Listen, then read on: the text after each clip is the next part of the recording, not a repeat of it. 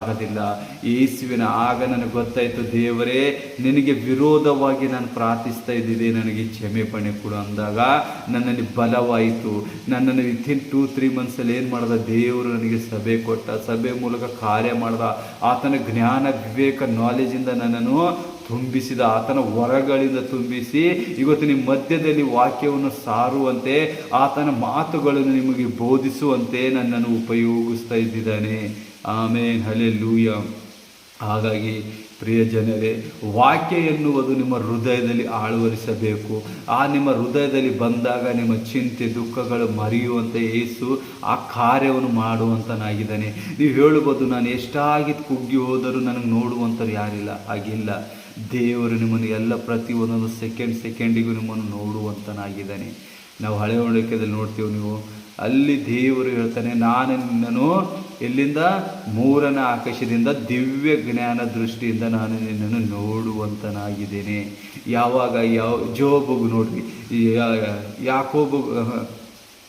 ಜೋಬಿಗೆ ನೋಡ್ರಿ, ನೀವು ಯೋಬನ ನೋಡಿದಾಗ, ನಾವು ಯೋಬನ ಕಥೆ ನೋಡಿದಾಗ ಆತನ ಗೆಳೆಯರು ಆತನನ್ನು ಎಷ್ಟು ಹಿಂಸಿಸಿದರು. ಆತನ ದೇವರನ್ನು ಏನು ಮಾಡ್ತಾನ, ಅಲ್ಲ ಗಳಿಯೋದಿಲ್ಲ.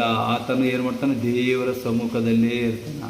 ಆದರೆ ಆತನ ಗೆಳೆಯರು ದುರಾತ್ಮನ ವಶವಾಗಿ ಆತನಿಗೆ ದೇವರಿಗೆ ಬೈಯುವಂತೆ ಮಾಡ್ತಾನೆ. ಆದರೆ ಲಾಸ್ಟಲ್ಲಿ ದೇವರಿಗೆ ಪ್ರಶ್ನೆ ಮಾಡಿದಾಗ ಆತನು, ನಾನು ನಿನ್ನನ್ನು ದಿವ್ಯ ಜ್ಞಾನ ದೃಷ್ಟಿಯಿಂದ ಮೇಲಿಂದ ನೋಡ್ತಾ ಇದ್ದೆ, ಏನೇನು ಕಾರ್ಯ ನಡೀತದೆ ಅಂತೇಳಿ, ಆದರೆ ನೀನು ನನಗೆ ಮಾತಾಡ್ತಾ ಇದ್ದೆಯಲ್ಲ ಅಂತೇಳಿ ದೇವರು ಬರುವುದು ಹೆಂಗೆ, ಬಿರುಗಾಳಿಯಲ್ಲಿ, ಸುಂಟರ ಗಾಳಿಯಲ್ಲಿ, ಬಿರುಗಾಳಿಯಲ್ಲಿ ಬಂದು ಯೋಬನಿಗೆ ಮಾತಾಡುತ್ತಾನೆ. ನೋಡಿರಿ. ಆಮೇಲೆ ಅದಕ್ಕಾಗಿ ನಿಮ್ಮ ಜೀವಿತದಲ್ಲಿ ದೇವರು ಪ್ರತಿನಿತ್ಯ ನಿಮ್ಮ ಜೊತೆಗಾಗಿ, ನಿಮ್ಮ ಜೊತೆಗಾರನಾಗಿ ಇರುವಂಥ ದೇವರು, ಆ ಪವಿತ್ರಾತ್ಮ ದೇವರ ಯೇಸುವಿನ ಆತ್ಮವಾಗಿದೆ. ಆ ಪವಿತ್ರಾತ್ಮ ದೇವರ ಯೇಸು ನಿಮ್ಮ ಮಧ್ಯದಲ್ಲಿ ಇರುವಂತನಾಗಿದ್ದಾನೆ.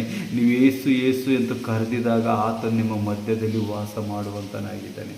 Hallelujah. Thank you Lord Jesus. ಯೇಸುವೇ, ನಿನ್ನ ಪರಿಶುದ್ಧ ಆತ್ಮಕ್ಕಾಗಿ ಸ್ತೋತ್ರ ಏಸಪ್ಪ. ಈ ವಾಕ್ಯಗಳನ್ನು ನಮಗೆ ಕೊಟ್ಟಿರಿ, ಎಷ್ಟಾಗಿ ಅದ್ಭುತ ಮಾಡಿದೆ ಏಸಪ್ಪ.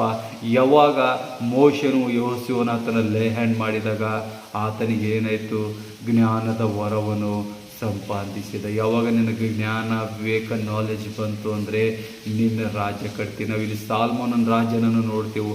ಆತನ ಯೇಸು ಕೇಳಿದಾಗ ಯೆಹೋವನಿಗೆ ರಾತ್ರಿ ಸ್ವಪ್ನದಲ್ಲಿ ಬಂದಾಗ ಆತನ ಏನಂತಾನೆ, ಏನು ಬೇಕು ನಿನಗೆ ಕೇಳುವರ ಅಂದಾಗ ಅವನಂತಾನೆ, ನನ್ನಲ್ಲಿ ಯಾವ ಬುದ್ಧಿ ಜ್ಞಾನ ಶಕ್ತಿ ಇಲ್ಲ, ನಿನ್ನ ರಾಜ್ಯ ನಡೆಸುವುದಕ್ಕೆ ನನಗಿಲ್ಲ. ನಿನ್ನ ಜನರನ್ನು ಯಾವ ರೀತಿಯಿಂದ ನಾನು ನಡೆಸಬೇಕು ದೇವರೇ, ಅವ್ರಿಗೆ ನಡೆಯುವಂಥ ನನ್ನ ಜ್ಞಾನ ಕೊಡು ಅಂತ ಕೇಳ್ತಾನೆ.